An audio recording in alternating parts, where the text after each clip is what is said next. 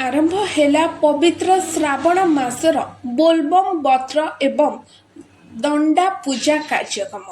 तेबे पवित्र श्रावण मासर प्रथम दिन में बोलबम भक्त माने व्रत धारण करने सह दंडा पूजा कार्यक्रम को भक्ति भावर सह पालन करिसेंती।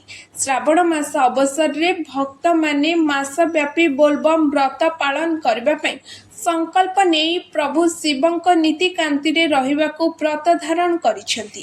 तेबे ढेंकानाल जिल्लार प्रमुख शैवपीठ कपिलास बाबा चंद्रशेखर पीठ समेत विभिन्न शिवपीठ रे व्रत धारण कार्यक्रम आयोजित होइथिबा बेले परजंग ब्लॉक र चांदपुर ग्रामस्थित बाबा स्वप्नेश्वर पीठ रे महा आडंबर रे दंडा पूजा अनुष्ठानित होइछि।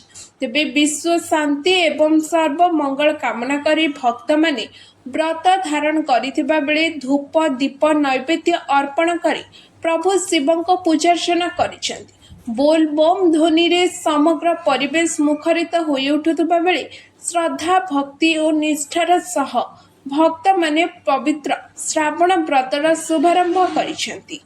जय बाबा स्वप्नेश्वर प्रदीप कुमार साहू।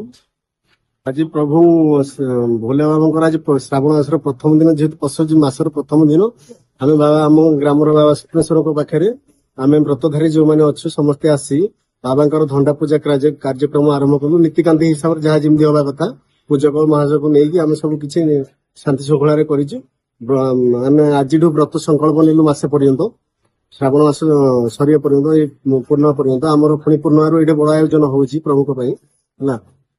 आज जिंदी नीतिकांति जहाँ अच्छी भगवान पाखे आम माने जगतर कल्याण हम गाँव कल्याण हम समस्त कल्याण हम समस्त शांति रखी भगवान बाबा स्वप्नेश्वर माँ पार्वती से हिसाब प्रभु को पाखे निवेदन कलु ताकर आशीर्वाद लुड़ा नेलु आशीर्वाद नेलु नीतिकांति जहाँ जमी हिसाब से सब किसी आम सहयोग करूँ भगवान को प्रार्थना करूँ। मासटी आमको भलरे भलरे जमी आम व्रत निष्ठार सह करूँ से प्रभु संकल्प नेलु।